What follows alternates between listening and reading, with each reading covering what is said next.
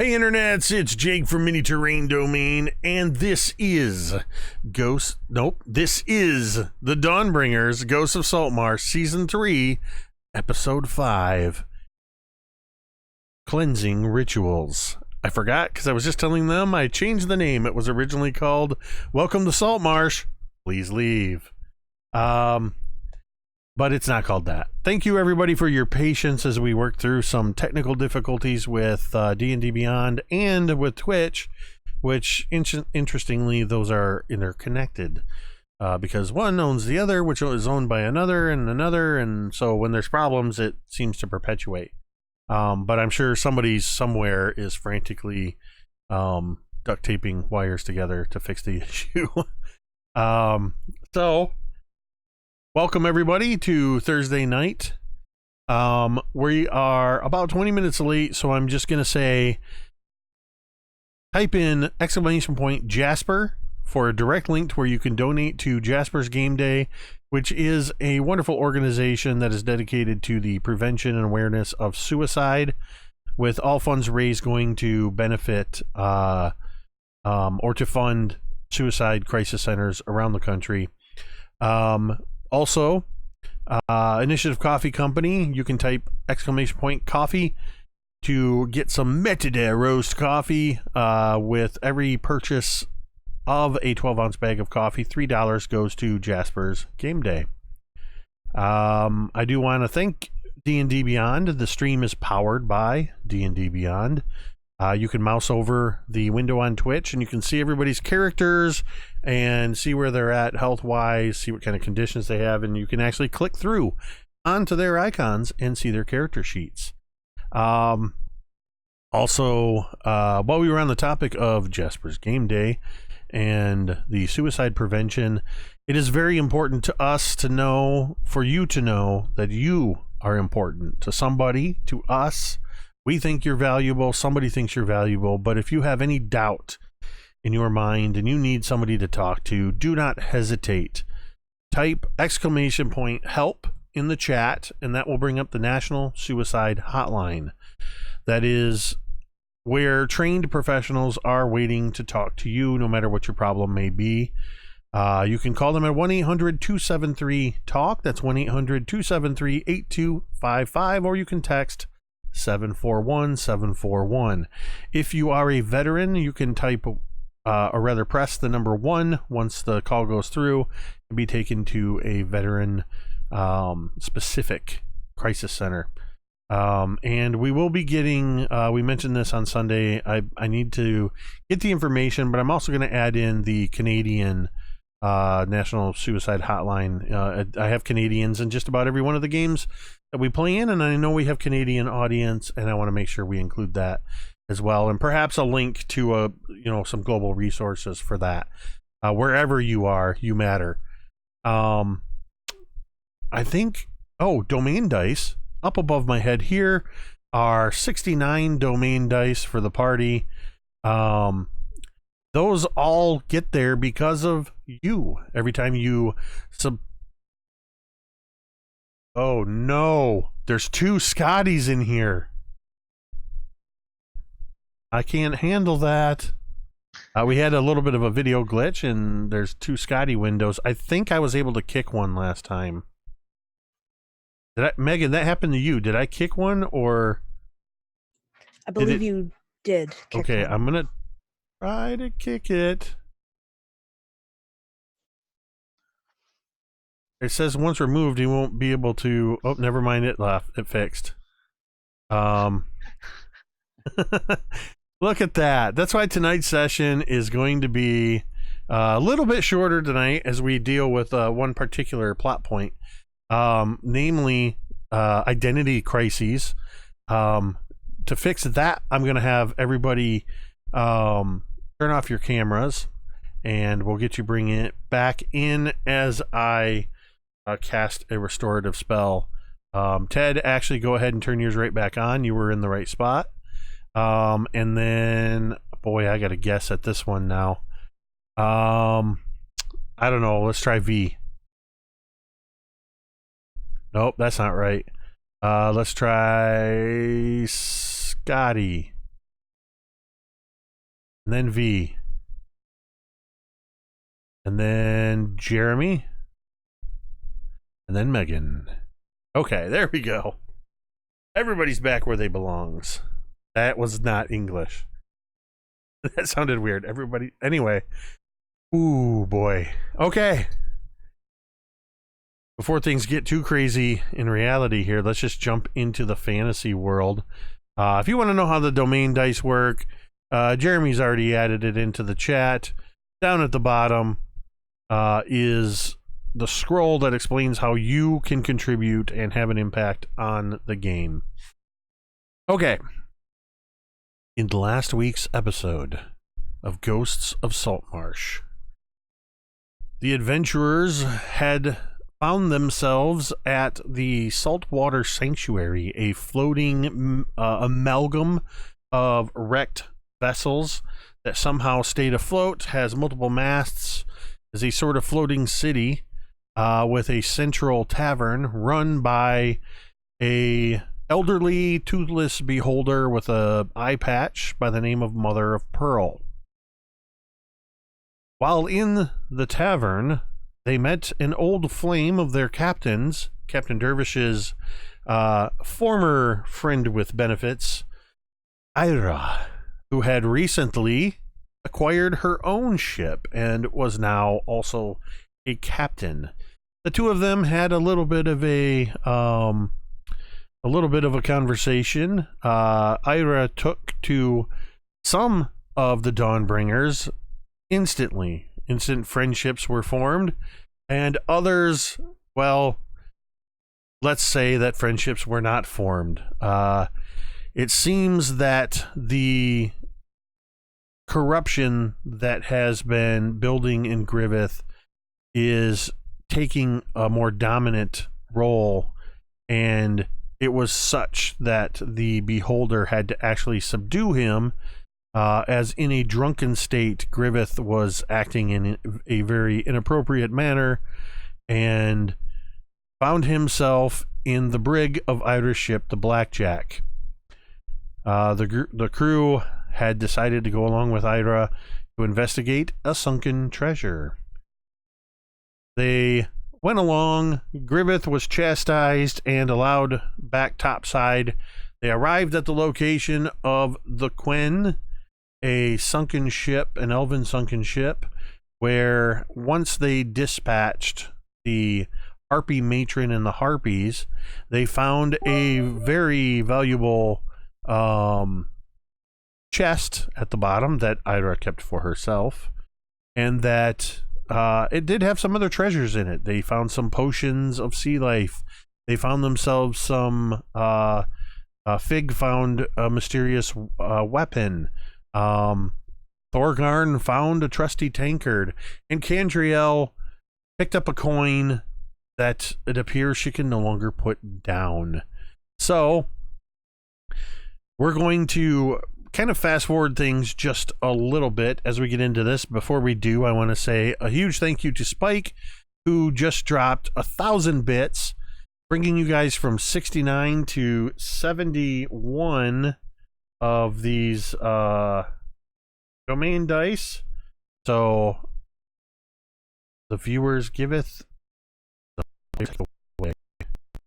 All right, you're at 71 now. Thank you again, Spike. We appreciate that. So more than once, or rather more importantly, I should say, while in the state that Griveth was in, and after Mother of Pearl had used one of her eye rays to put him to sleep, she mentioned to the party, and Ira confirmed, that within the port town of Saltmarsh, which you were ultimately headed anyway, there is a tower there run by an order of a holy order of monks known as the Weeping Friars, noted for their white and red vestments and the red ribbons that they entwined their wrists and forearms with.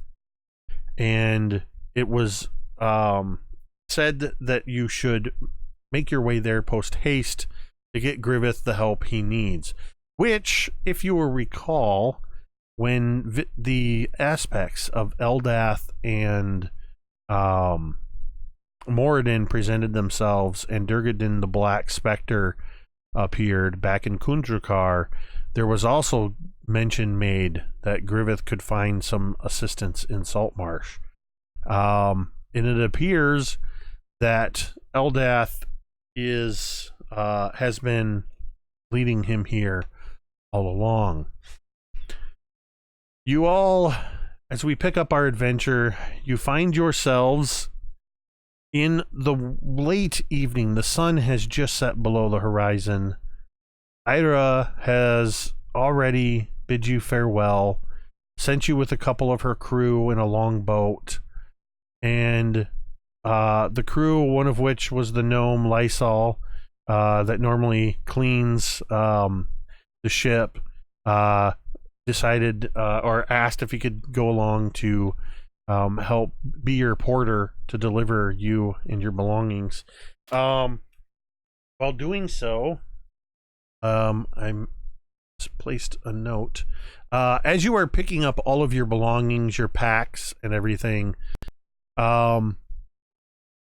Cantriel, you find that there is an extra satchel along with your gear. And it's a leather satchel, has a strap, fits over the shoulder, and there's something heavy inside. Well, this is different. And I'll lift the flap to take a look inside.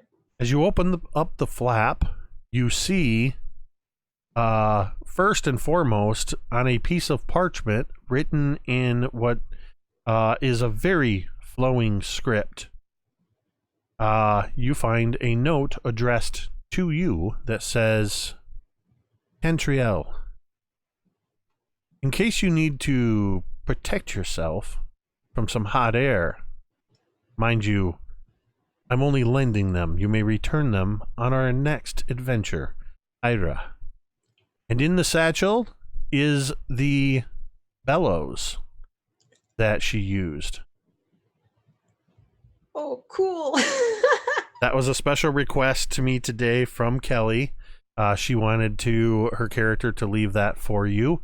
So I'll have to add that to your character sheet. I had added it to hers, and I need to take it away from hers. But reading between the lines, Kelly wants to come back for more adventures. So, so Ira has left you her magic bellows that does have other properties to it.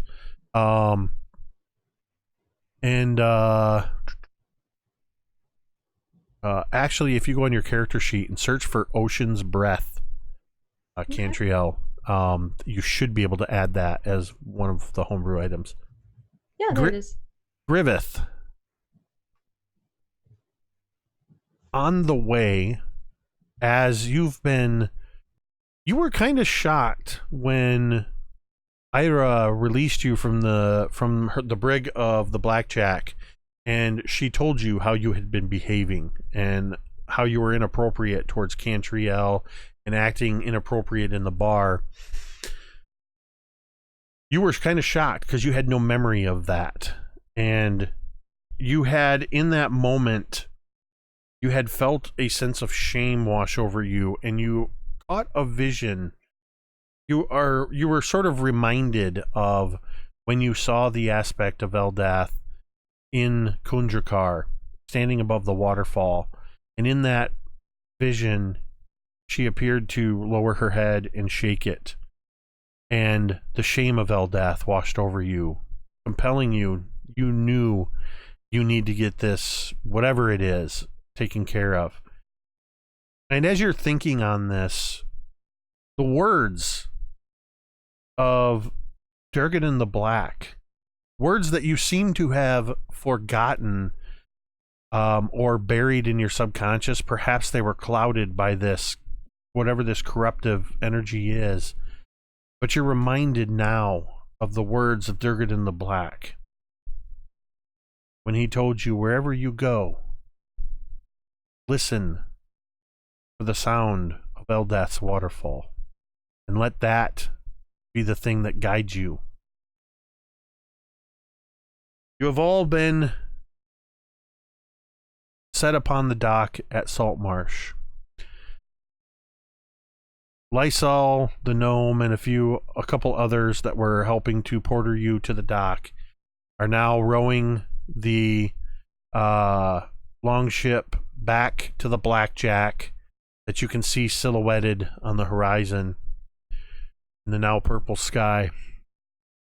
The activity here on the docks is still pretty bustling for this late in the evening, though lanterns are starting to be broken out and many of the ships have been tied off. Many of the long ships have been brought into the dock, and there are even a couple of larger vessels that are actually tied off in the docks at Saltmarsh. You see amongst the folk, you see a lot of fishermen, a lot of fisher folk in this town, and most of them are in the final stages of cleaning off their stations where they were cleaning fish. So there's that strong smell of fish, and you can see some of them are taking buckets of seawater and washing fish entrails into the harbor where they had been cleaning them. Fish are being hung out on racks to dry. There are smokehouses nearby. You can smell the aroma of the wood smoke where the smokehouses are. You see enough individuals walking in and amongst all of the normal townsfolk to know that they represent some sort of guard force, as they always walk in pairs, and you recognize that they are wearing studded leather armor with a green reed emblazoned on the chest piece. This appears to be some sort of Saltmarsh guard. And most of Saltmarsh right now appears to be lights in windows, lanterns, people moving about. It's hard to get a sense of the size as you've come in the late evening and just as night has fallen. But you can see across the town a tower rising up higher than any of the other buildings. It looks to rise about 40 or 50 feet, and there are lanterns hanging from atop it. This has been described to you by Ira as the tower known as the Temple of the Open Soul, where the Weeping Friars reside.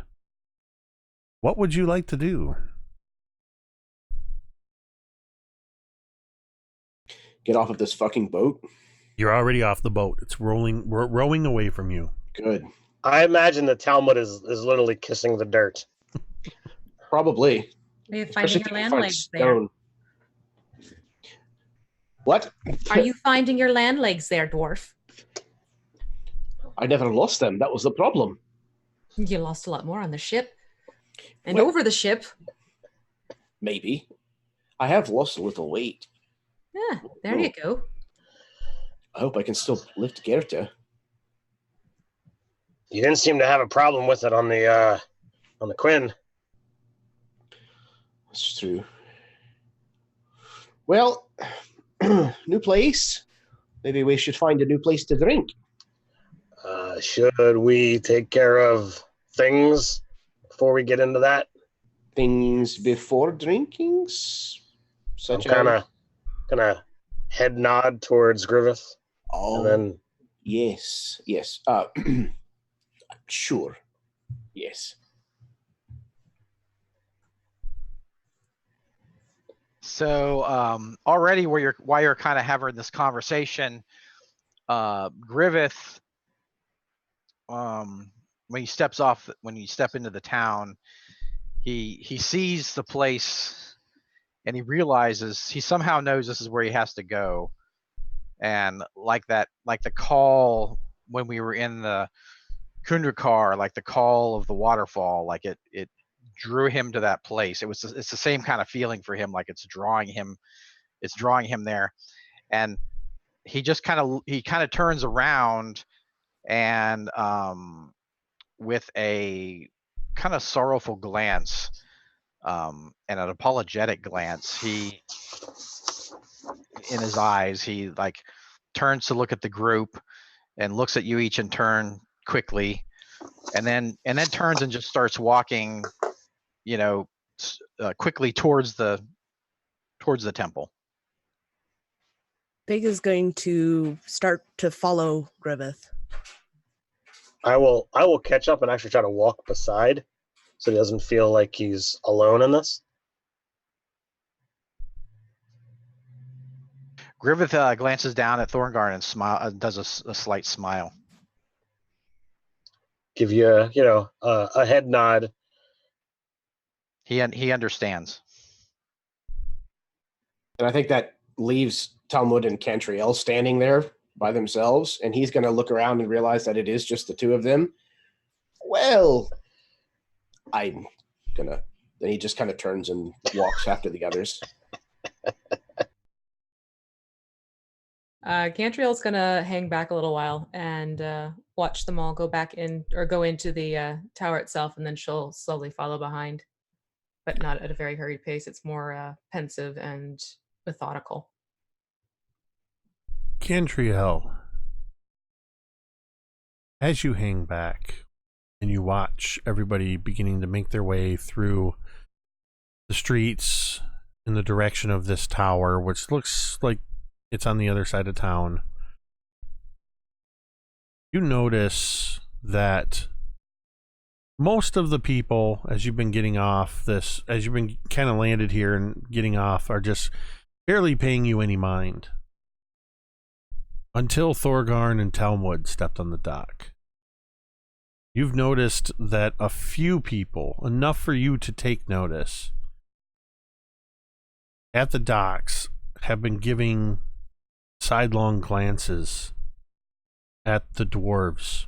And as Talmud and Thorgarn begin to walk away, a couple of humans are leaning in relatively close to one another. How many more dwarves are they going to bring in here? Don't know. I heard that ship out there has a whole boatload of them, literally. Good thing they're in quarantine. Well, I don't know why the king needed to send so many blasted dwarves here anyway. And then they keep sending them from across the seas. They keep digging in that ground. It's only a matter of time before they unleash something. Dwarves is trouble, I tell ya. You ain't gotta tell me. And as you just sort of pick up some of that conversation happening.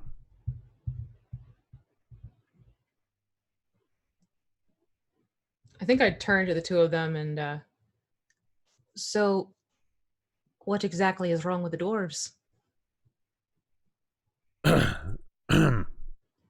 Pardon me, miss.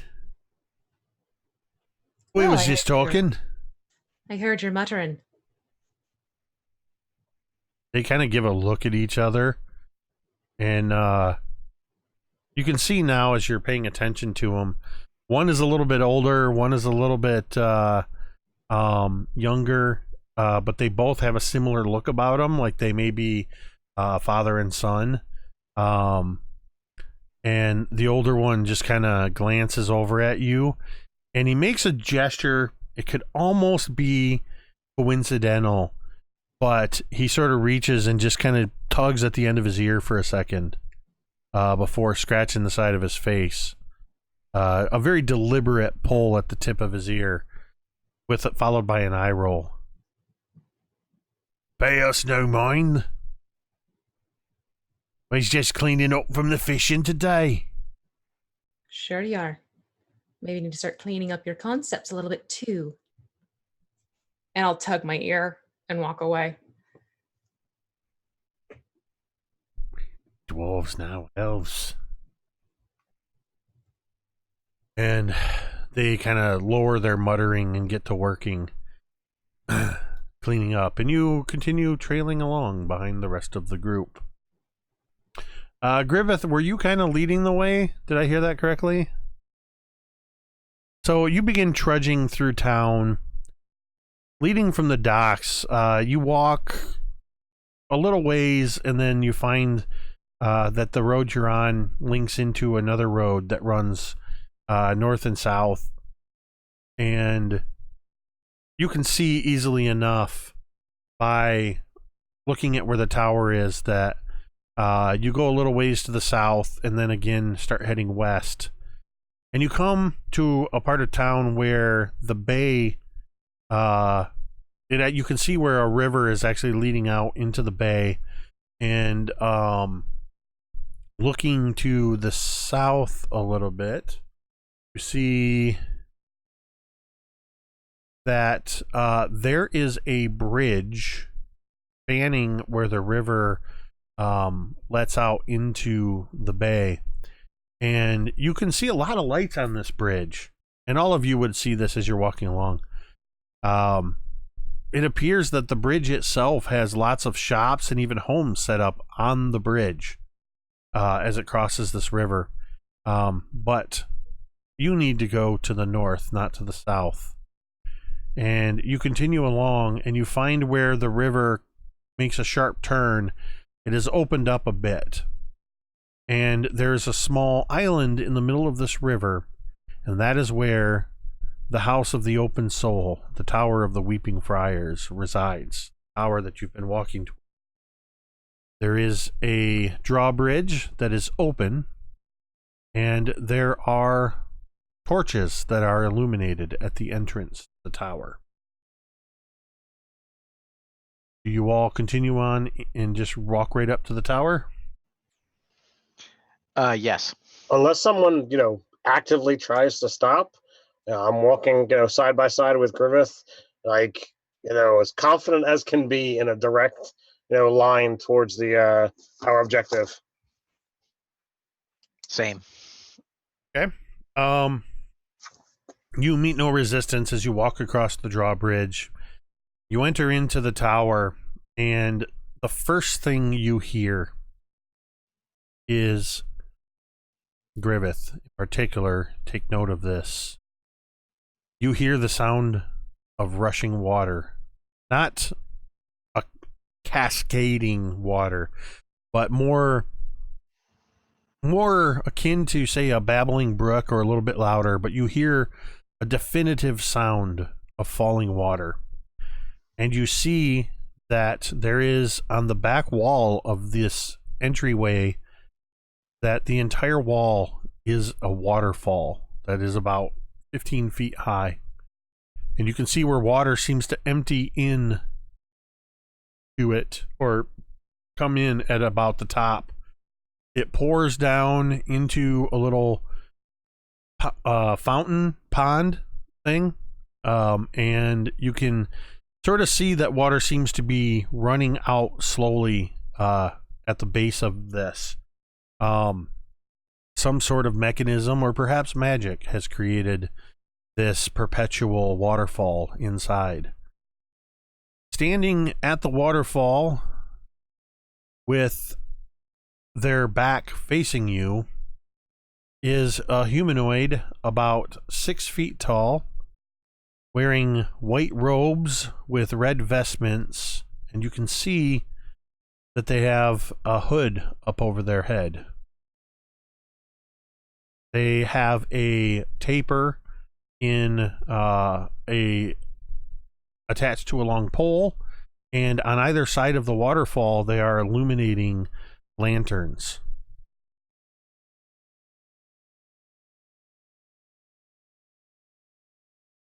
Do you say anything to them? You're muted, Scotty. There we go. I did it. Okay. I actually don't. Griveth slowly walks up, taking this all in, and then he just sinks to his knees and kind of leans forward just at the edge of the pool for the waterfall and just sits silently. So Thorgarn will actually, call out, pardon me. Is it, you said their back is to us? Yes. It's all right. I won't, call out any gender or anything. Just, pardon me, excuse me. For a moment, they don't say anything as they use the taper to illuminate the last couple of lanterns. They lower the taper, walk to the side with their back still turned to you. They lean the taper against the side of the wall, turn around, and as the illumination of the lanterns lights, you see as they pull the hood back, and you see a relatively for the most part, he looks like he's probably in his mid-20s. He is a humanoid man. His skin is violet colored. And as he pulls his hood back, you can see the curling of a couple of horns, as this is a tiefling man. Welcome. Oh, I see. We have quite a few travelers here at the House of the Open Soul. Please, welcome. I'm not used to seeing many people at all here at this hour, let alone any hour. Pardon me, I was illuminating the waterfall. My name is Matthias. I am an acolyte here at the temple. Well, sir, I too have spent more than my fair share of time of lighting candles and doing the thises and thatses in a temple, so I am more than patient enough to allow you to finish your tasks. I actually come here for a bit of a grave matter for my friend here, and we were hoping that perhaps someone here might be able to cure his affliction. Matthias looks around at all of you, and he looks to you, dwarves. He looks to you, Fig, pausing for a moment. Just you get the barest hint of his head cocking slightly to the side before returning to normal. He glances at you, Cantriel, and he's looking at all of you, just taking you in. And he has this presence about him that just seems to emanate calmness. As he turns then to Griveth, who has knelt. So this is Griveth. He is a devoted and faithful servant of Eldath, and we have been directed by several individuals, shall we say, that someone here might be able to restore him to the way he's supposed to be.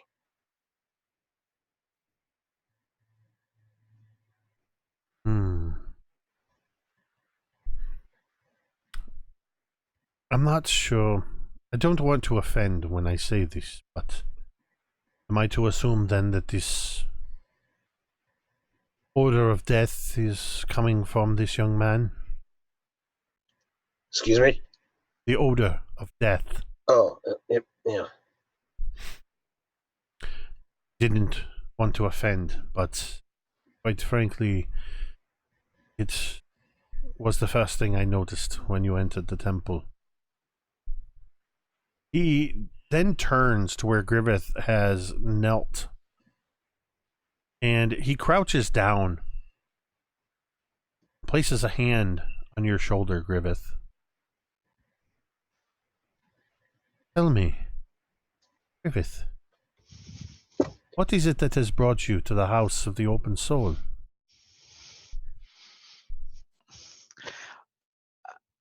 As he does so, Griveth slowly turns his head And Griveth says, "To crush it!" And he grabs him by the throat. You grab Mateus by the throat.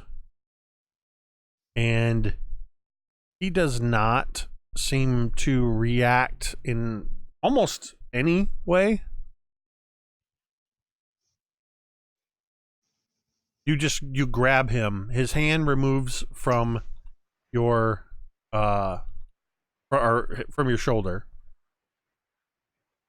I think Talmud's going to move forward and try to grab Griveth and pull him off this tiefling. I would just yell Griveth, in a like authoritarian, like, almost in like that, parent talking to a child moment. With one hand, the hand that was on Griveth's shoulder, he reaches back to all of you, holding it up to stay you. No. Or rather, with his other hand, he reaches up and he grabs your wrist. Griveth, I need you to make a wisdom saving throw.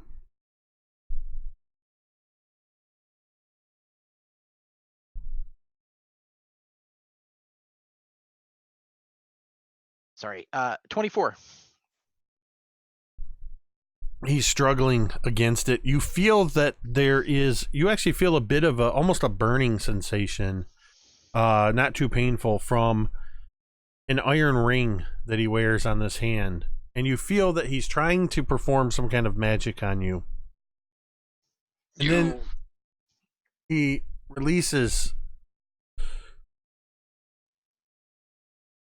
You are here for a purpose, but this is not it. It's mine. This is not it. Release me. So Griveth kind of gains control of himself and drops him and kind of stumbles back to Thorgarn for a second. And I assume Thorgarn catches him. I do. With He's a very disapproving look on my face. He's kind of weak. But his eyes have turned black, and they're still black, and he's like,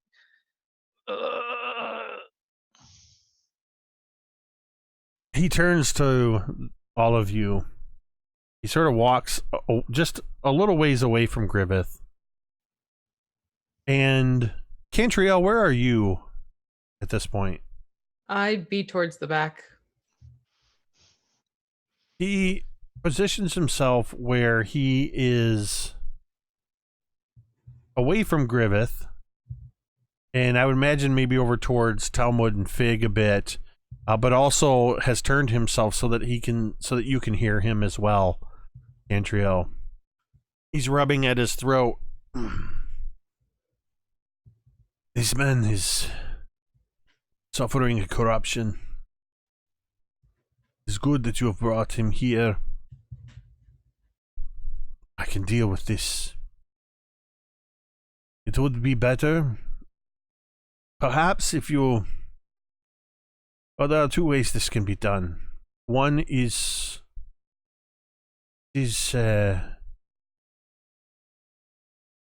perhaps more difficult for you, as it would require all of you to be a part of the ritual. This can, in some cases, be helpful for purging corruptions as we attempt to restore him. But you will have to see him go through the transition. Or I can take him to the top of the tower myself. I will perform the ritual alone throughout the night. Did you say it's harder if we help or easier if we help? It would be perhaps harder emotionally on you. If it's easier for him, I have no problem helping.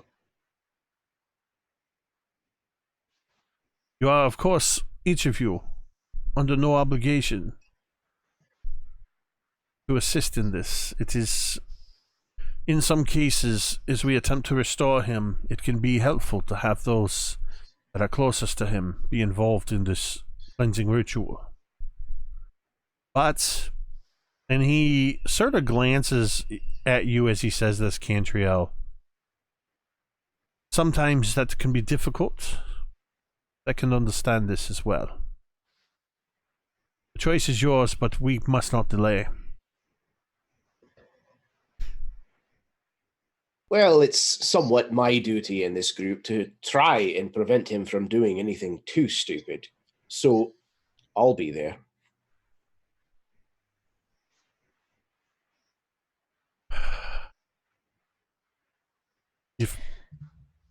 Oh, go ahead. Fig would just... I'm always curious to see how the rituals are undertaken by different faiths. I will be there as well.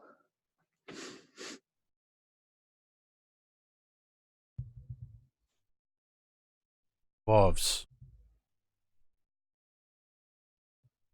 If he will not give them up himself, you please remove. And as he's talking, he is walking over to a far side of the room where there's a staircase, and he grabs a torch. All right, Griveth, give us a sword. Remove his weapons. Sir, this will be for your benefit. You are muted. You were saying something, Scotty. Take them. He's giving you everything he had, all his weapons. Yeah, Talmud will take his I'm shield. too dangerous. I can't hold it much longer. So I'll actually, pat him down, try to think back to all the time that we've adventured together. Like, have I seen him use anything besides a sword and maybe a dagger for cutting meat? I want to make sure that he's got, Could I cast nothing. hold person against him to hold him steady? You can certainly try. Okay. Cantriel's going to cast hold person. She's not going to say anything. She's just going to do it. Okay. I won't I won't resist, but it will. So what do I have to save against? 14. 14. What save is that? Wisdom. Wisdom. Oh, I made it. Reroll. Command die. Yeah.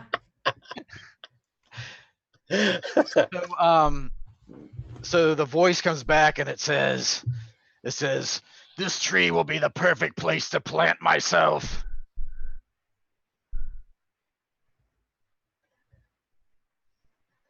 I shall drain the holy energy and make myself 10 times strong. As you get to the point where you say, I shall drain the holy energy.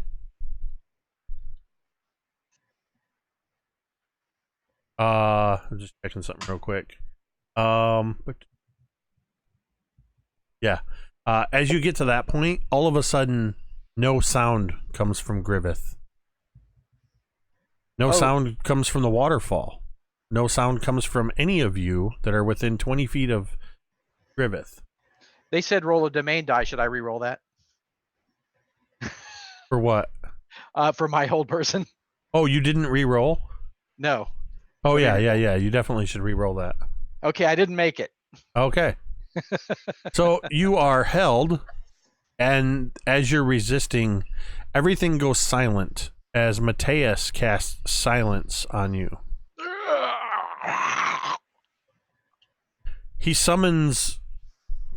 actually comes back where he started to go up the stairs. And he moves all of you kind of to the edge of this area, away from where Griveth is now currently paralyzed. This is a bad situation. How long can you hold him? I don't think it is very long. I can do it for about a minute if I can concentrate. You will be silenced here. Quickly maintain. I will be back in a moment. And he takes off hurriedly and runs up the stairs. He comes about maybe 45 seconds later he comes down the stairs, and he is holding an object in his hand, and there is a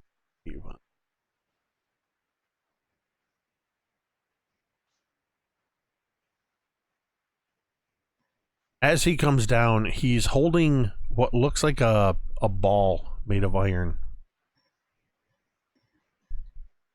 And he turns and says something, and then kind of shakes his head as he realizes he's caught in this area of silence. He takes the iron ball, and just as your hold person is beginning to lose its grip on him, he throws it at Griveth. And you see this iron ball just go, and tendrils of iron snap out and just instantly completely wrap around Griveth, encasing his shoulders, his chest, his arms, his legs.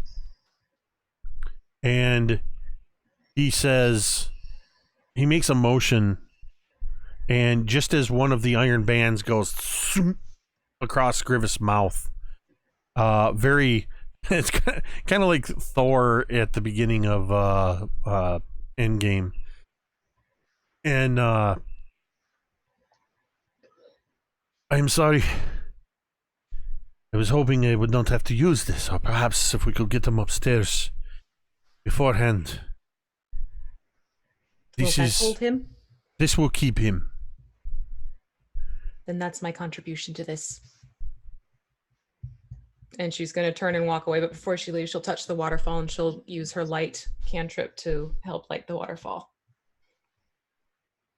As you cast light, it's this just almost like you've illuminated several, like the portion that you cast light on, the molecules break apart in the water and begin trickling through, and eventually begin to trickle down through the top as this waterfall is illuminated by your spell.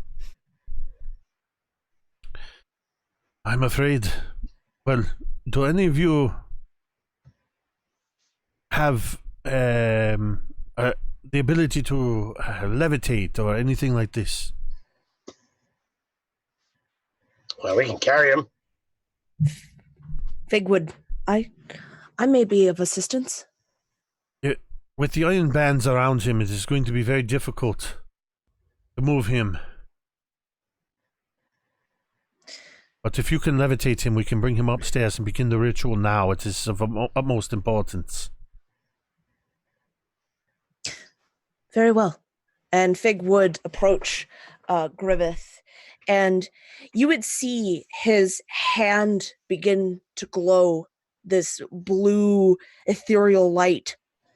And he would place a hand on Griveth, each of his shoulders, and then each of his knees. And you would see that as he places his hand on, it's almost as if a drop landed in a pool of water. You see the ripples radiate out from where he had tapped Griveth. And slowly, Griveth will begin to rise. Quickly, dwarves, if you can, now that he is weightless, if we can maneuver him up the stairs, follow me. And he grabs the torch and begins, and it's not that difficult. It may be a little awkward. Griveth, you're in this state of almost in and out of consciousness as you're fighting against this corruption that seems to be sensing that it is about to be purged. Just before he clears the space where they would leave the area, Mateus glances down one last time, casting a look at if you're still in the area. Cantriel, he's looking at you. If you've left, he's just looking where you walked out the door. And he glances at the waterfall, and then you follow around takes, you see almost immediately as there's an area that's sort of a landing and appears to be like a study, but he motions you to follow up further still.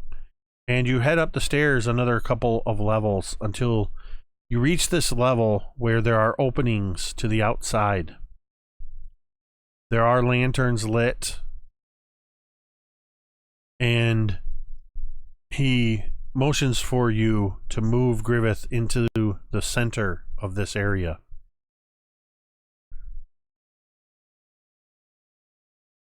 He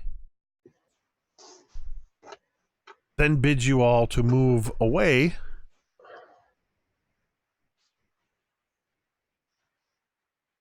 and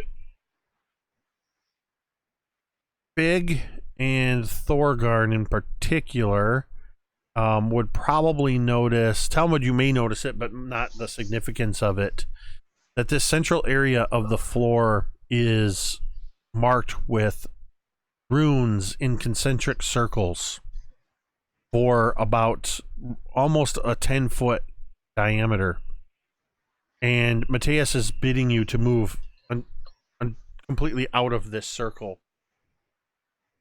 And so I'm going to step out of the circle, but I'm going to begin praying to Eldath in Celestial, calling out to her to aid whatever is going to be going on here. Beseeching the fact that this traveling companion, has had issues for quite some time, and based on, my knowledge, it was all due to like one simple mistake, and that honestly I know that he's a good man and a worthy servant. Otherwise, you would not have sent your avatar to actually greet us not all that long ago, and just kind of go through like different iterations of that.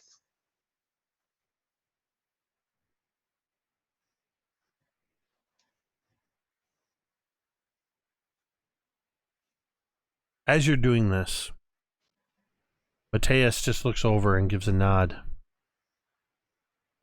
He walks over to the side, and there are, along the edge of this area, there are several places where there are tables. You actually see that there are numerous gods of the pantheon are represented in statues, in plaques, in carvings. There are some ancient ones that are actually carved into the bricks in the periphery of this room. Matthias moves to one of these, and he moves the brick aside and pulls out a scroll. He turns and looks at you all, glancing again at Thorgarn, who has already begun praying to Eldath. And he unrolls the scroll.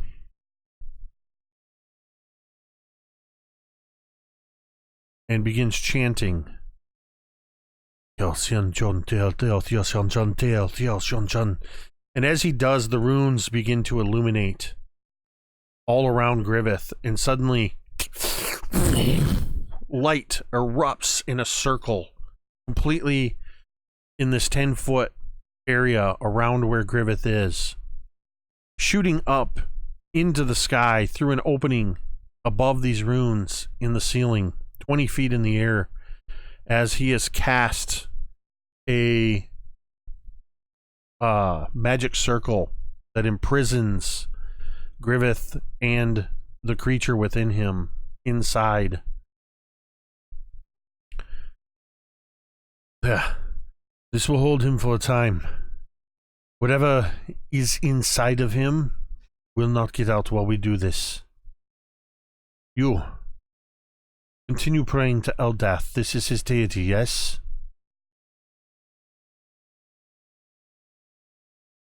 I would, I'm paying attention while talking, so I would, reply, yes, it is. You automaton. You are a wizard, yes? Do you have Yes. any abilities in the religious divine domains? Any knowledge?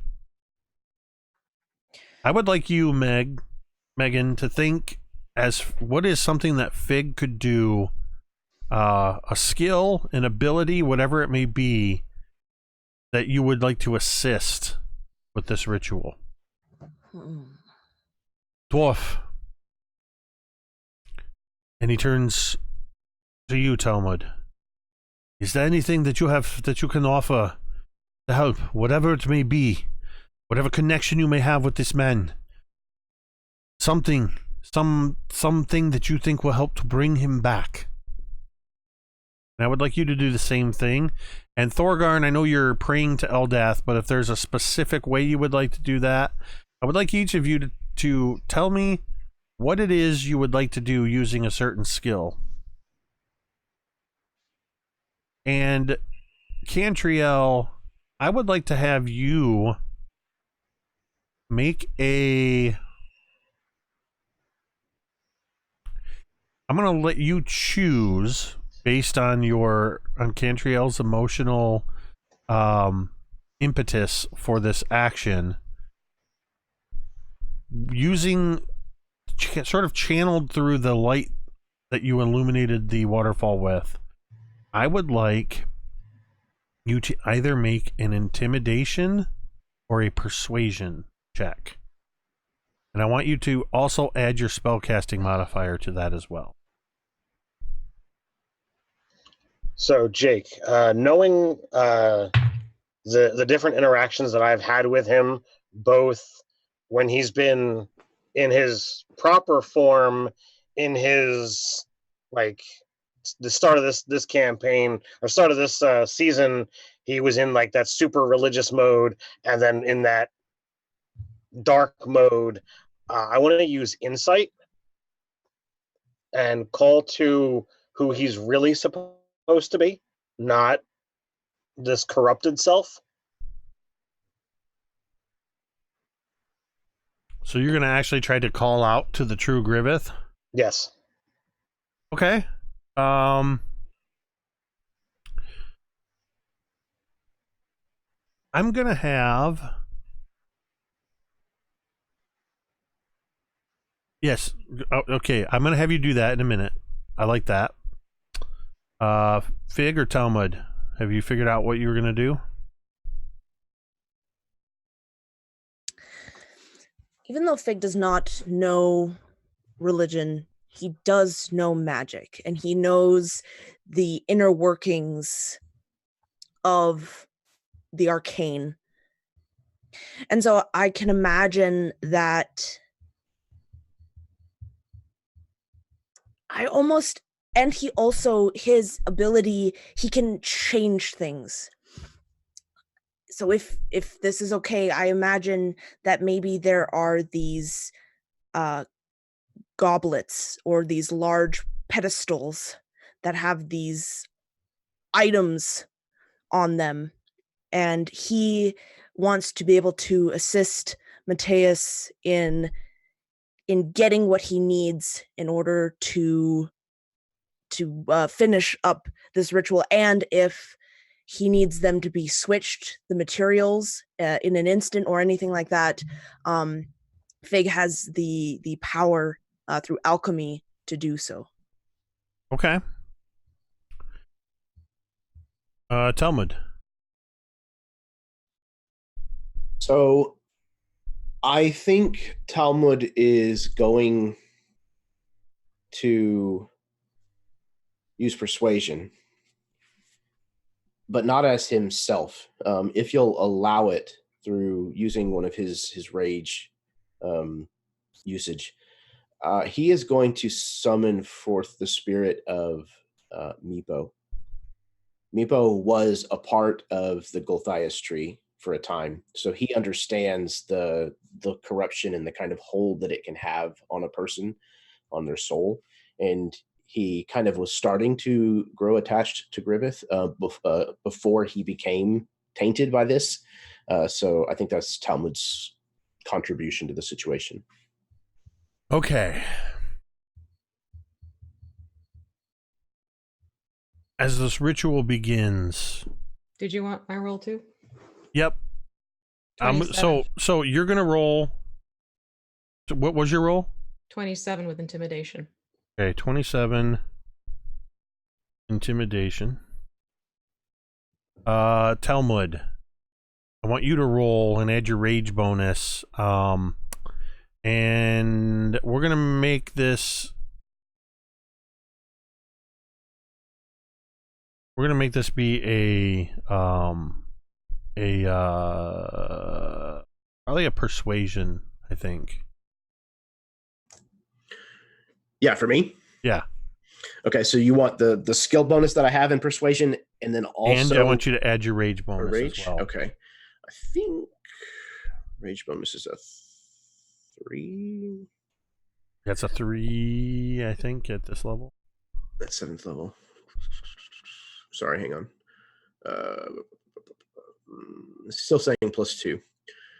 Okay. But that's that PDF. So that is going to be a 23. Okay. Thorgarn. I got a 16 on the die for a total of dirty 20. And Fig. I'm gonna have you add your spellcasting bonus to your Arcana roll.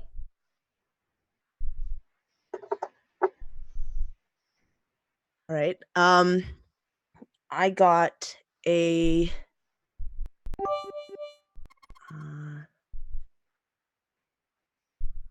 I got a 32. Oh. So I got Okay. 19 on a die, +8 to Arcana, and then +5 for my spell modifier. Okay. So Can I say what they see as Griveth is hovering in this circle?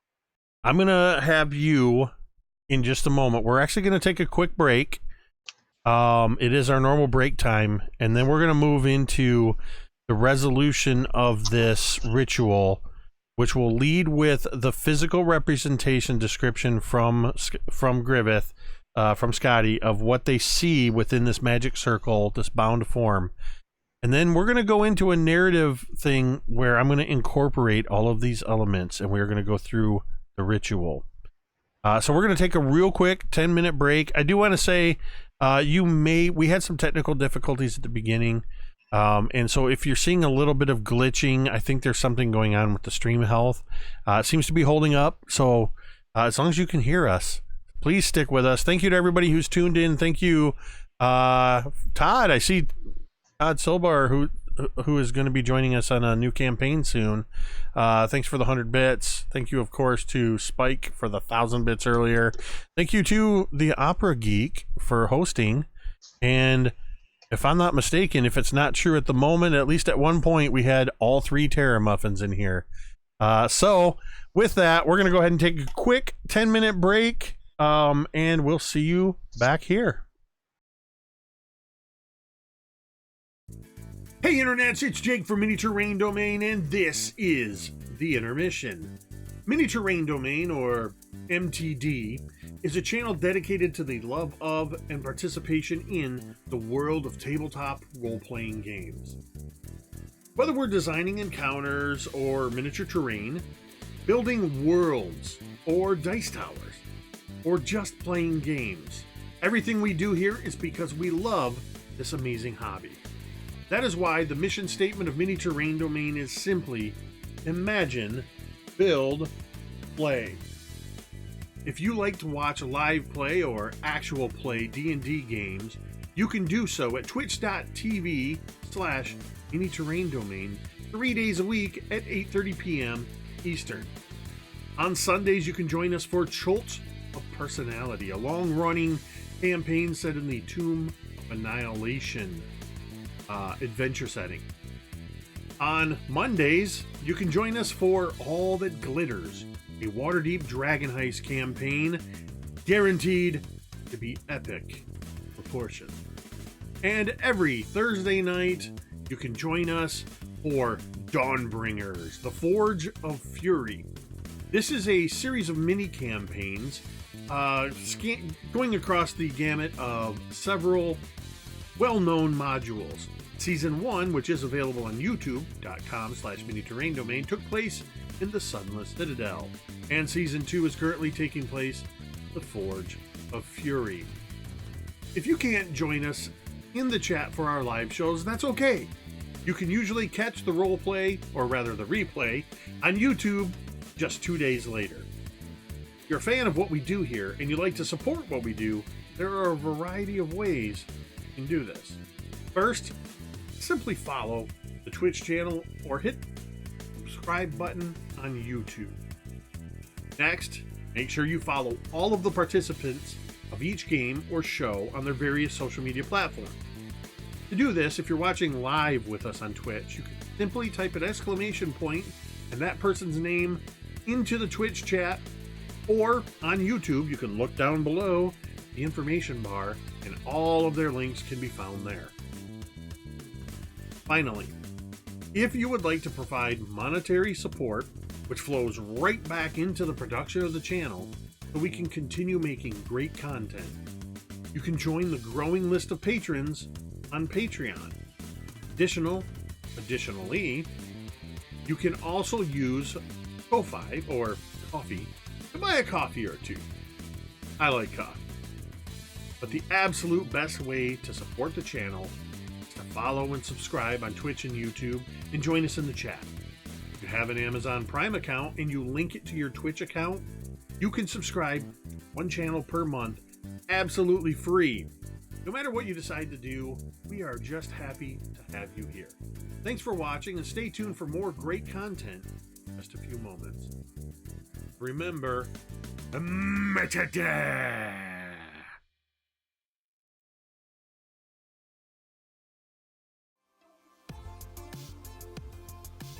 Hi everyone, I'm V and I have the YouTube channel, The Crafting Muse. Please be sure to go over there and check it out if you too would like to learn how to make some tabletop terrain, paint miniatures, as well as some game accessories. I'm always happy to have new subscribers over there.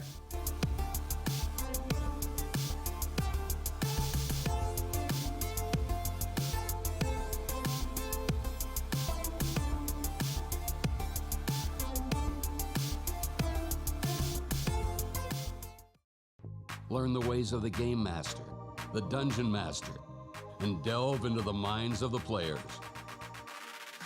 If you're looking for adventure, excitement, thrills, and a dice-rolling good time, grab the modules each month and play the campaign with your gaming group with quest givers DM Scotty and DMG.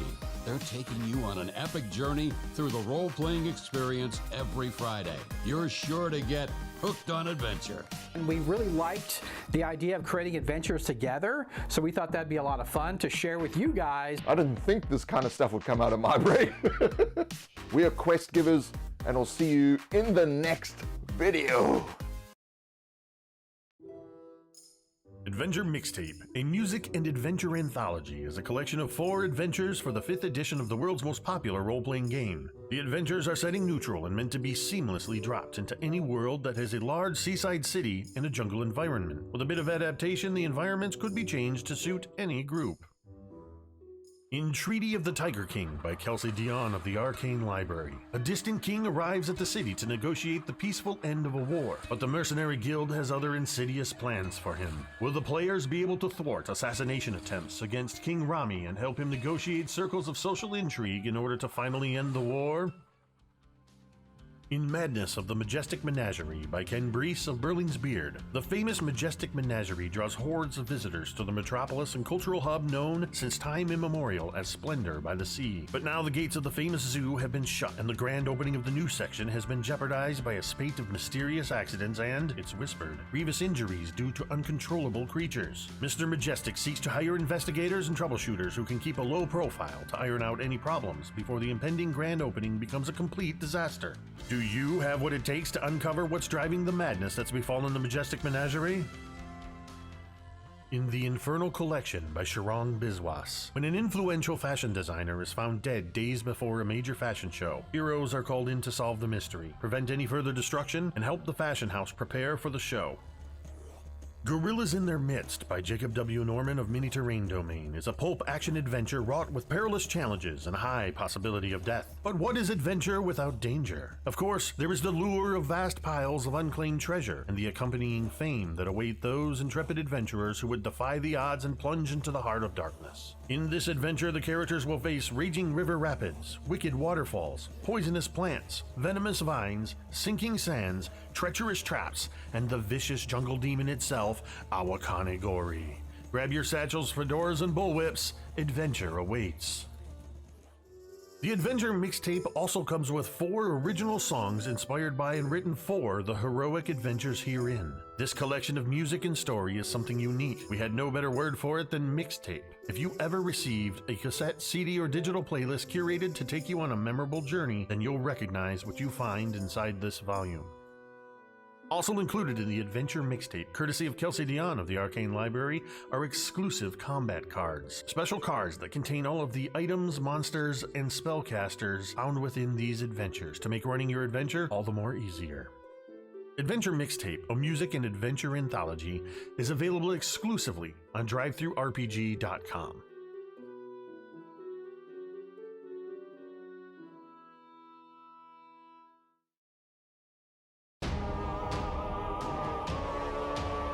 Griveth, once home to the most wondrous kingdom the world had ever known, blasted to nothing in just a fortnight. It is here that the fiends of hell walk among us. It is here where all things die. Welcome to Griveth. Demon invaders roam the landscape and have conquered all.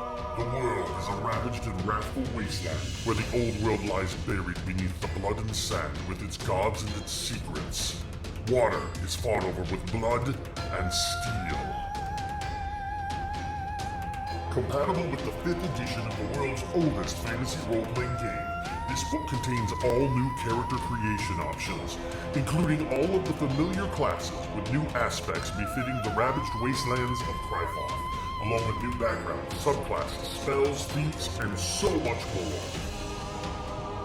New races will allow you to play as the Cursed Ash Elves, the Forsaken Humans, the Primordial Incarnate, the Proud Orcs, the Reptilian Suri, or the Infernal-Blooded Tieflings. New game mechanics such as blood, grit, and effort give your games an intense focus on lethality and survival. Numerous role tables full of ideas to help bring your games to life. Featuring incredible thematic art by Brandish Gilhelm of Runehammer Games, as well as Lloyd Collins. The people of Griveth are not heroes. In Griveth it is courage just to survive. Will you rise to face the tide of demons, or will you succumb to the hostile elements? Available now on drivethrurpg.com.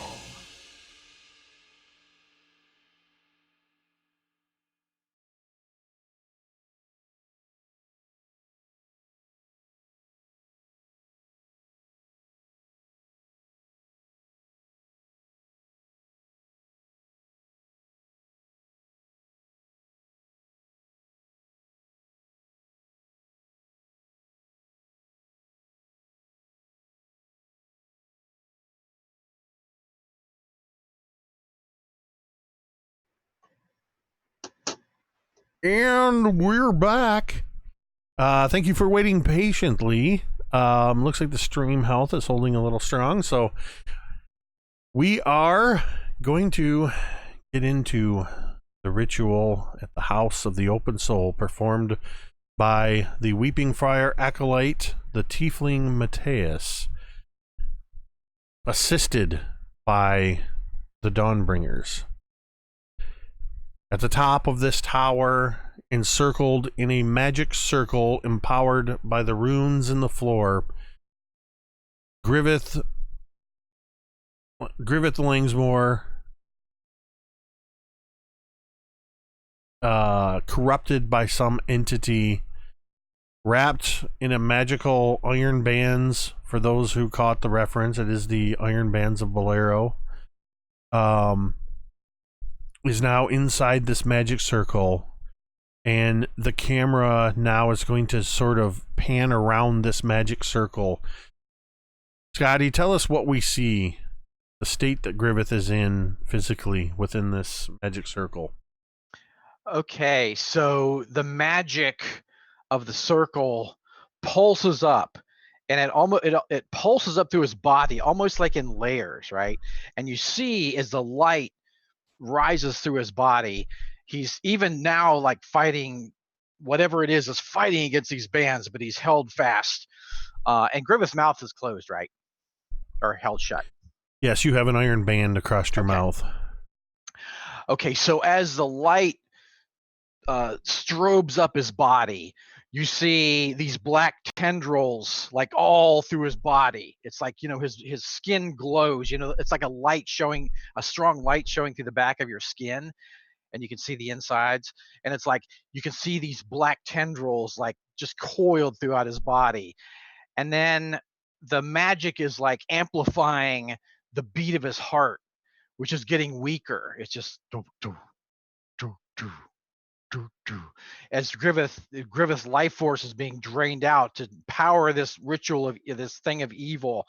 And as the light scrolls up his body, you can actually see his heart, and you see next to it is another foul thing of blackness, almost shaped like a heart itself.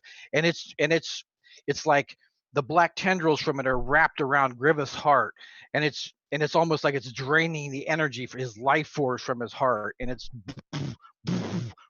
beating stronger than Griveth's heart. As Griveth's heart just weakens and weakens, this thing is getting stronger and stronger. So that's what you see.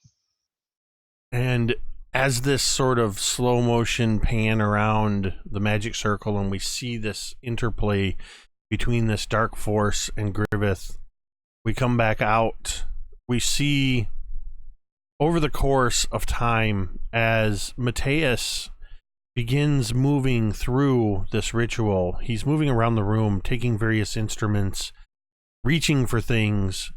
Fig seems to be moving almost through some sort of muscle memory, perhaps through some sort of almost programming, you could say, but doesn't seem to be just going through the motions, seems to be deliberately moving through.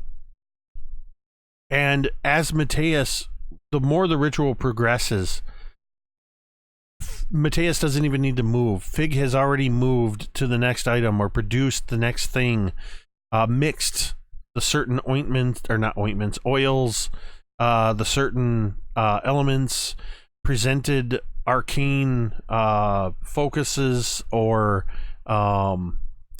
material components, whatever it is.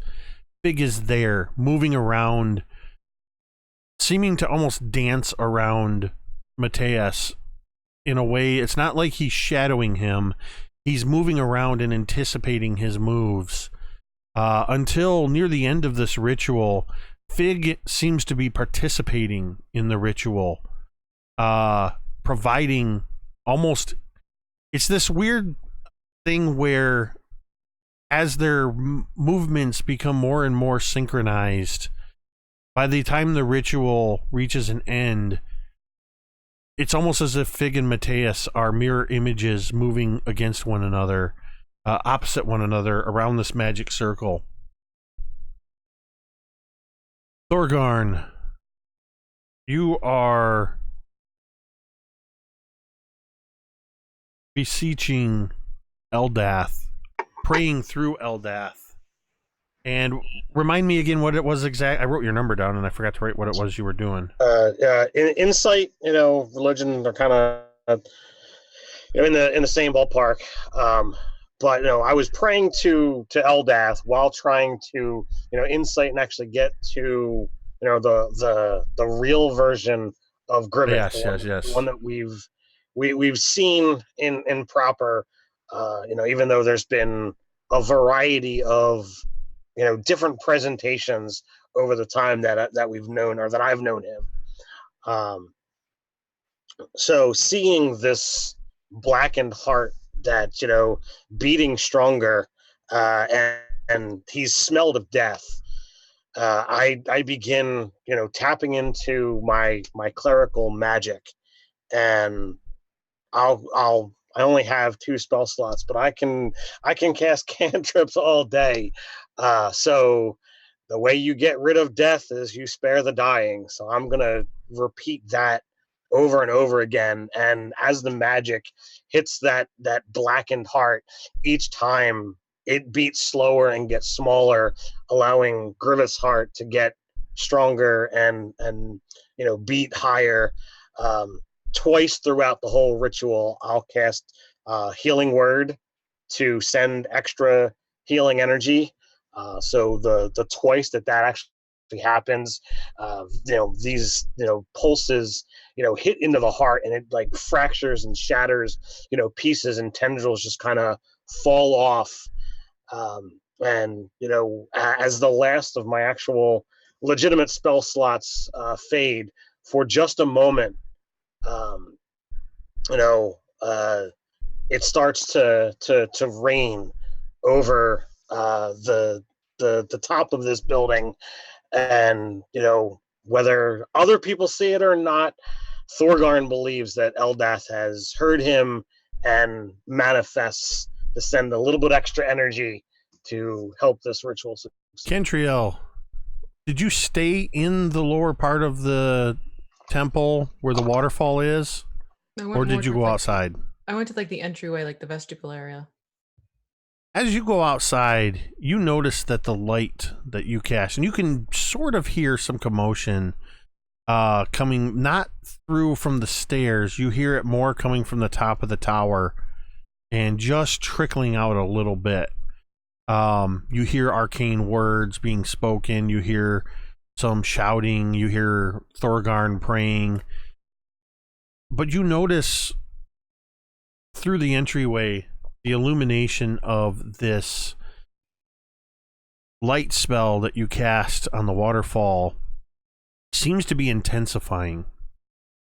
And you notice that the illuminated waterfall itself is, you're starting to see water falling upwards on the outside of the tower. You catch it out of the peripheral. And if you were to walk around the side, you would, of this tower, sort of following these lights, you would see that on the backside where this waterfall is, on the exterior of the tower is a water wheel. That as the water is caught in the water wheel from the river, it is dumped into the top of this area, feeding this waterfall, and spilling out the other side is where it drains from this pool at the base of the waterfall. But now this whole thing is illuminated, and you're seeing more and more water. It seems to almost, the light seems to be extending into the river itself, and is gathering and is starting to move along in a thin sheen along this tower and begins rising up it. And you see these pulsing lights of your light cantrip rising up the sides with this water of this tower. Back up in the top of the tower, Griveth, you are in a state of, you're fighting for your survival with this entity. Inside the magic circle, it's like a maelstrom. Thorgarn, every once in a while, as he starts just casting out these spare the dying cantrips, and they hit the magic circle, and the whole thing seems to, in those moments, everything just, and you feel this pulse of more of yourself and less of this entity.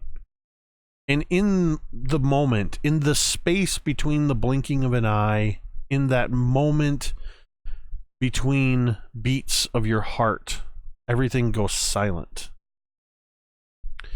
In your mind, you see, from this moment, everything begins to unravel and unwind and rewind. Every moment, every breath you've taken, every step you've taken. I'm suddenly quoting Police lyrics unintentionally. I don't mean to do that. But every breath you take, as you move backwards through memory, you go all the way back through your journey across the sea, all the way back through the mines and the ancient tomb and mountain temple fortress of Kundrakar, all the way back through the battle with the dragon, all the way back through the time you spent away, all the way back to that moment where you stand there holding the sword that is yet to be called Sir Brafford's honor. It is known simply as Shatterspike. And you are once again destroying the Gulthias tree. You're snapped into this moment, but you are a passenger in this memory as you shatter the Gulthias tree. And as the tree collapses into dust all around, the figure that was fighting against you seems to separate, as there was this, one of the figures in this battle was we had referred to as Treepo. The spirit of Meepo had become this sort of wood woad, had been corrupted by the tree. But the spirit of Meepo separates from that. All around you, you see your friends, and everything seems to slow down. And in that moment, I'm going to have you, Jeremy, take on Meepo. And I would like to know what it is that Meepo says to Griveth. Meepo, in this moment, has all the knowledge of everything that happens from this moment forward to the present moment in the tower. As a passenger, as an ancestral part of your who you are, what would Meepo say to Griveth in this moment? So Meepo kind of steps forward and looks up. I imagine Griveth might have fallen to his knees. So Meepo's kind of at an eye level with him for the moment. And he walks up and he kind of just stares at the paladin for a long moment. And then he says, "I'm bad luck. But I'm not the only one. You will become bad luck too. Gulthias tree is very, very, very bad. You cannot let it inside you. It will corrupt you, change you, and make you very, very bad like it. Like the druid. Do not let the seed grow. Meepo like you, Sir Griveth. Be a good Griveth, not a bad Griveth.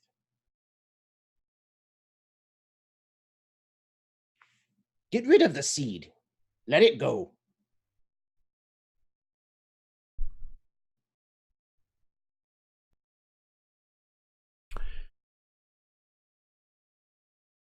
Do you say anything to Meepo, Griveth, in this moment? In this moment, you are Griveth Langsmore, uncorrupted.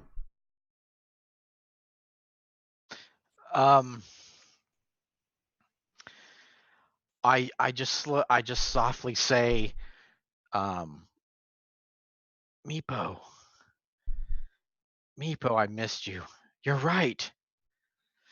I am Griveth!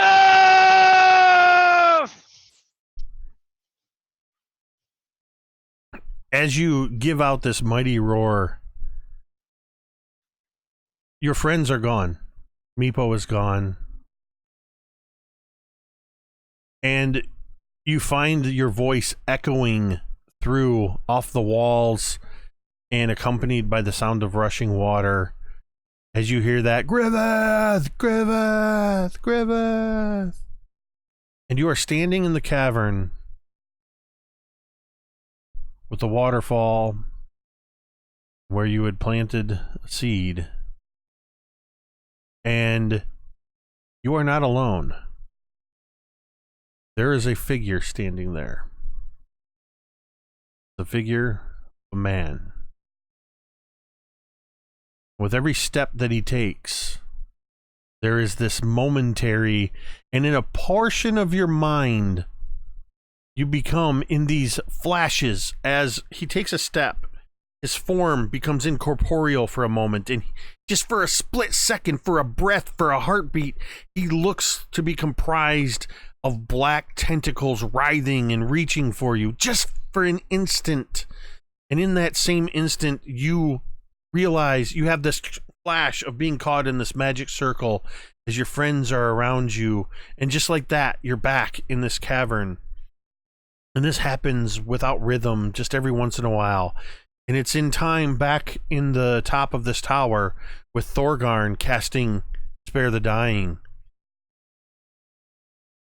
And this figure of this man stepped towards you, Griveth. And you see he is a man who appears to be in his 60s.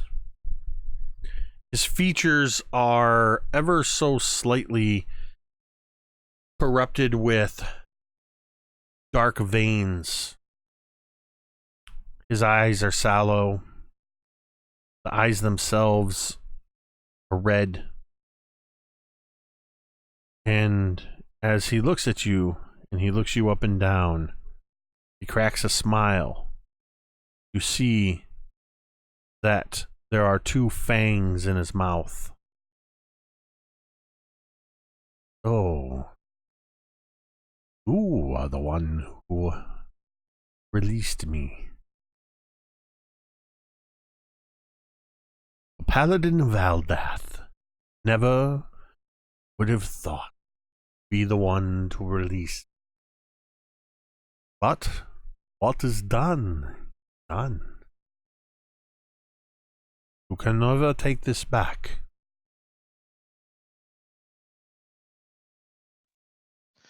My friends will destroy me if they need be. They will destroy you.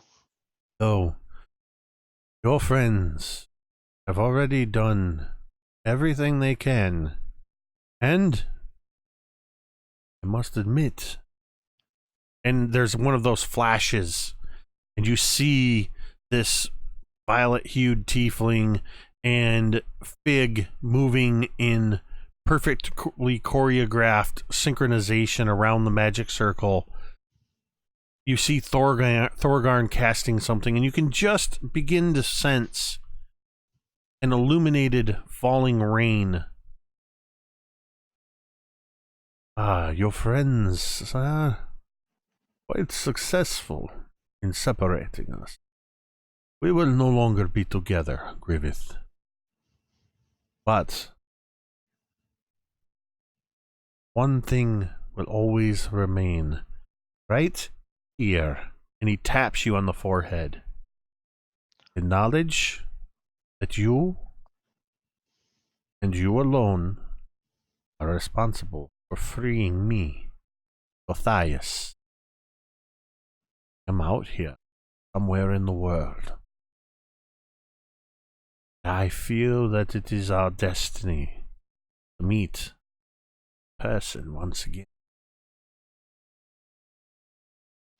You say the truth, but I shall never rest in my hunt for you. I shall destroy your evil utterly. I have made a grave error, but you shall regret using me this way.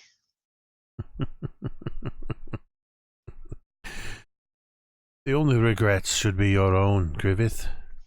I have my regrets, yes. I have been a dark passenger along this journey with you. I have seen what you have done with my corruption, with my How many fingers. people have you done this to? Believe it or not, you are the first. You are the one who awoken me. I fear our time has come at an end, Griveth Langsmore. But know this, as I leave behind that simple truth in your mind, I take with me all piece of you, the memory of how malleable, corruptible your soul is. She may have her hold on you, but I found the chink in your armor. And there's another burst. And this time he disincorporates into these writhing tentacles. They fall to the ground. And you see they are burned like embers in a radiant light that is coming from behind you. You turn around and you see, standing there in the water, Eldath.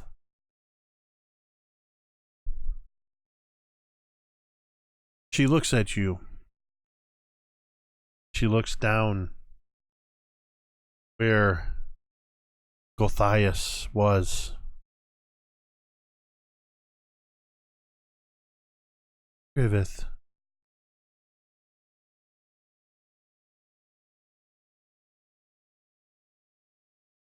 It is because of your friends that you are free from this corruption. Because of your friends that you will be able to continue to go forward in this world in my name. But you must know this, Griveth Langsmore, my paladin.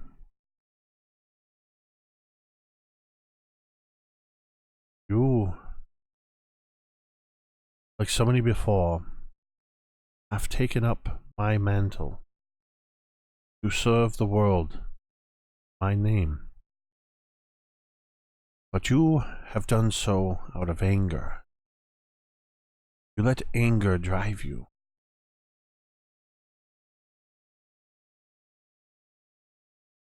This is what makes it easy for you, for something like him, gain a hold of your soul. Know this, Griveth Langsmore. While you have been struggling, I have been feeling your pain. You were very close to a point where I was going to have to turn my back on you, Griveth. And if I turn my back on you, I fear I may never be able to look upon you.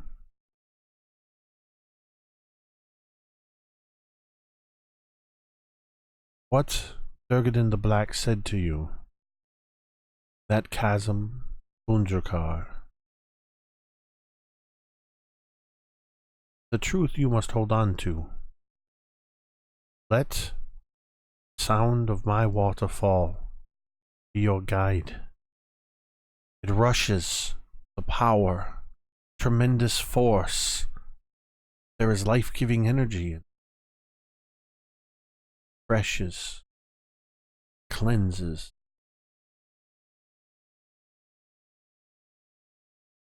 Don't make me take that away from you, Griveth.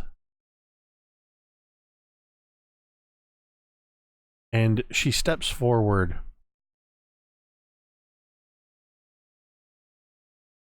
Go now, knowing that you bear my forgiveness, my blessing. And she leans forward and she kisses you on the forehead. And in that moment, you know that you were just in the presence of Eldath, not an aspect of Eldath. And in the moment that she kisses you on the forehead, you feel her material form begin to dissipate, and you feel the spray from the waterfall. and you can feel it hitting your face like a rain. Back in the tower, it is morning. You all have been performing this ritual, this cleansing ritual in the tower for over 12 hours. Still illuminated well beyond the original casting of light that Cantriel imbued on the waterfall. Illuminated rain falls now from the tower across Griveth, where he lies on the ground. Next to him, you hear a metallic ting, ting, ting, and something rolls across the ground, very similar in the way that this Gulthias seed fell from the tree. A very exhausted, weary Matthias walks over,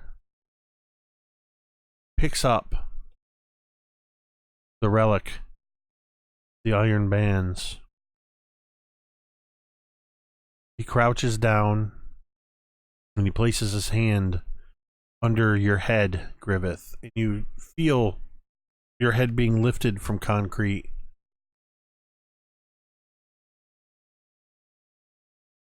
You open your eyes. You see the weary, exhausted forms, Thorgarn and Talmud, looking on. You see Fig standing there, hard to tell if he's worn out or exhausted. You don't see Cantriel. What do you say when you open your eyes and you know that Eldeth has given you a second chance and the purge, the evil force of Gulthias has been purged from your body and from your soul? So Griveth's eyes flutter open and he looks around and he sees his friends and he says, I've seen it. I've seen the light, and it's forgiving, and I felt the waterfall. It's forgiving and inviting, and there's nothing like it. But there's also nothing like you, my friends, who have sacrificed yourselves to help me through this dark time. And even though I have devoted myself to Eldath, she is in her place. She is a lofty ideal. She is something that I strive towards. But I can reach out and I can touch you, and I can feel our friendship, and that's why I'm here. It's not because of Eldath, it's because of you, my friends. You've helped me. You've made me come back. I'm here with you now, and we shall go out into the land, and we shall be the force of good. And I thank you. Where's Cantriel? Cantriel, how long would you have stayed around while this ritual was being performed? Would you have stuck around and sort of just, I mean, you don't have to sleep as an elf. No, probably. So what would you have done throughout the night? Would you have gone somewhere? Would you have stayed around? Would you have meditated? I would have stayed outside and meditated. Probably near the waterfall area where the paddle is.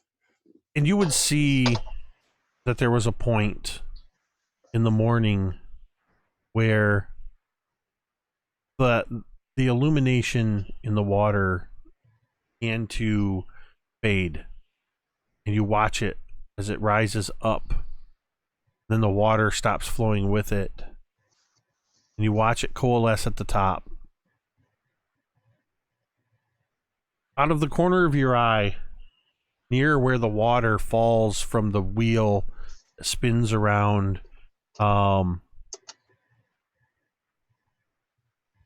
You would see, or rather actually inside where the waterfall is, as you're looking through that open door, or perhaps even just inside that area, you would see the last motes of light forming the outline, the opposite of a silhouette in light of a feminine form.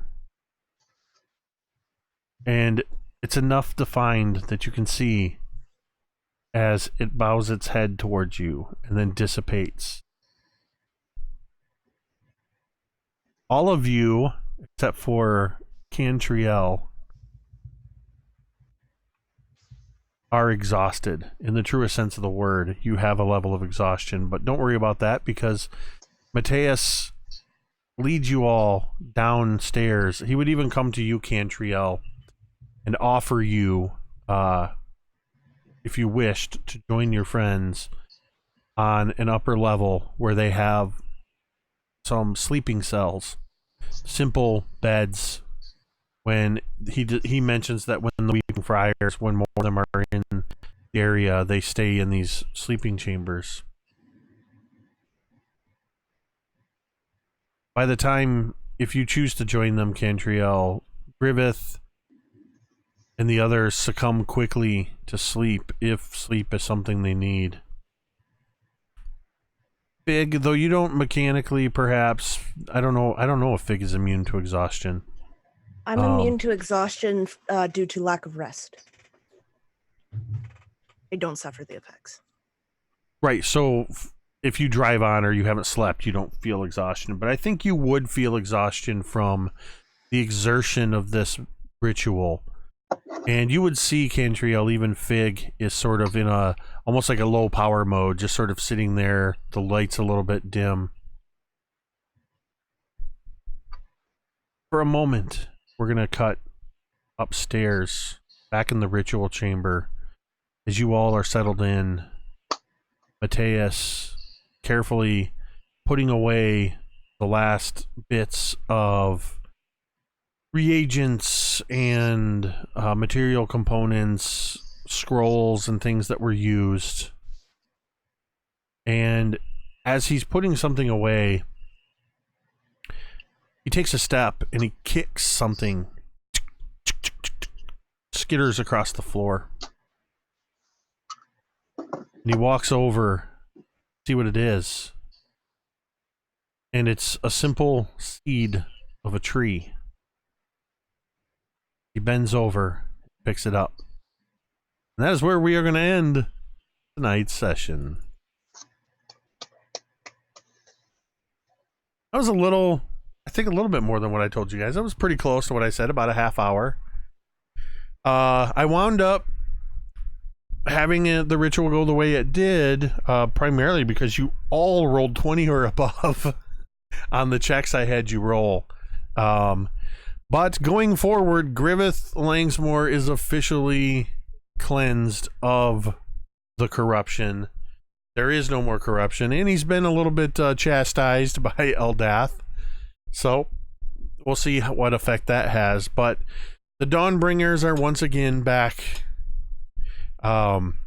Hopefully, well, we'll see what the lasting effects are. But when we return next week, we'll see what the Dawnbringers do when they see Saltmarsh in the daylight for the first time after a bit of rest. It is like super early in the morning, so you guys will be able to get some rest and be able to see what's going on in Saltmarsh.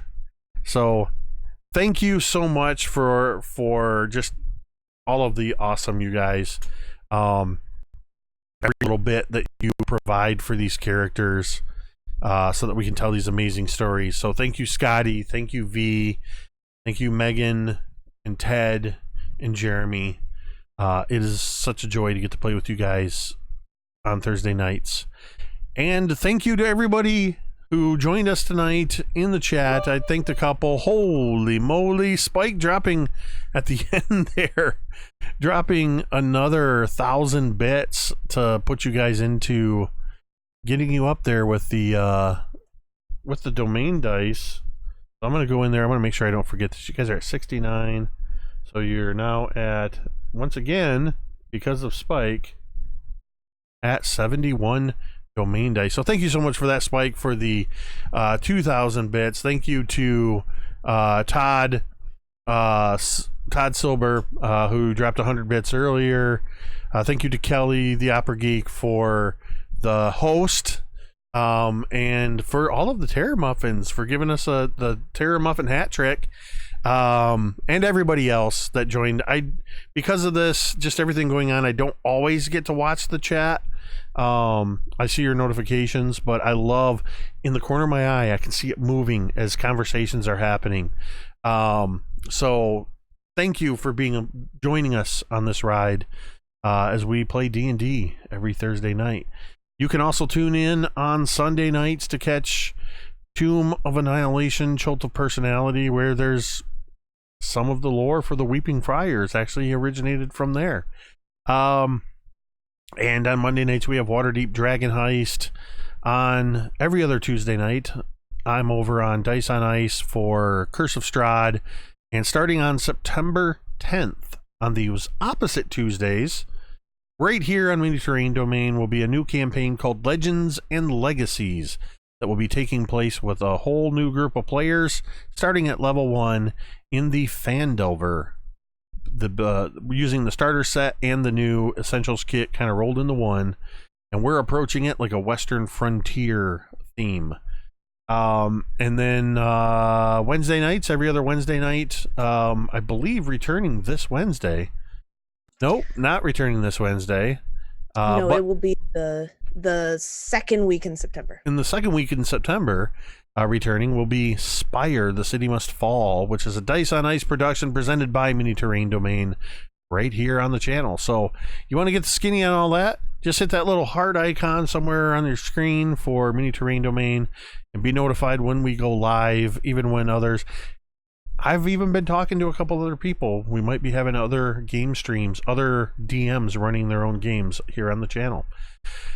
Also, once a month, we're working out the kinks. V and I can be found over on Nerdarchy.